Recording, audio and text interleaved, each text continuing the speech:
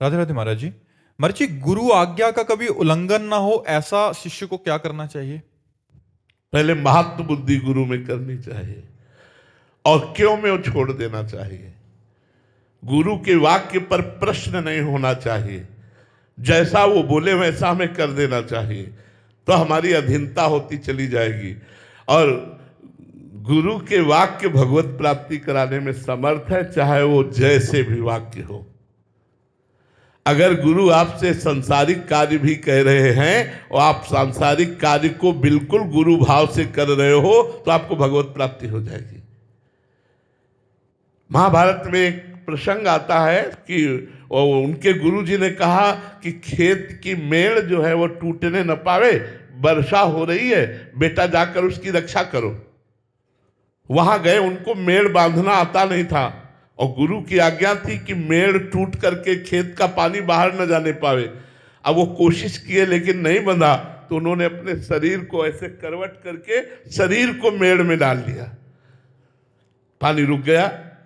अब हटते हैं तो पानी जाता है, गुरु आज्ञा को उल्लंघन होता है। ऐसे गर्दन की सांस लेते रहे पूरे शरीर, पूरी रात हो गई। गुरुजी ने कहा वो नहीं आए, तो उन्होंने कहा महाराज जी वो तो आपने भेजा था सेवा में, अब क्या पता। बोले चलो पता करते हैं। सुबह जब गए आवाज लगाई तो बोले गुरुदेव यहाँ मेड़ पे हैं।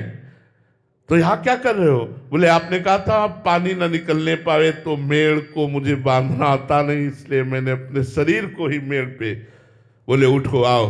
नजदीक बुलाया और कहा जाओ, तुम्हारे हृदय में संपूर्ण वेद स्फुरित हो जाए।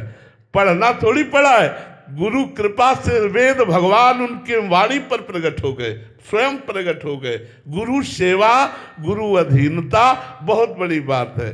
भगवान शंकराचार्य जी की सेवा में श्री त्रोटकाचार्य जी रहते थे। वो कभी जैसे वेदांत चर्चा हो रही कभी नहीं बैठते थे। भगवान शंकराचार्य के कभी वस्त्र धो रहे, कभी वो शरीर सेवा में रहते थे। तो एक दिन गंगा स्नान करके आदि गुरु शंकराचार्य जी आए और उन्होंने कहा शिष्यों ने कि गुरुदेव इस श्लोक की व्याख्या कीजिए।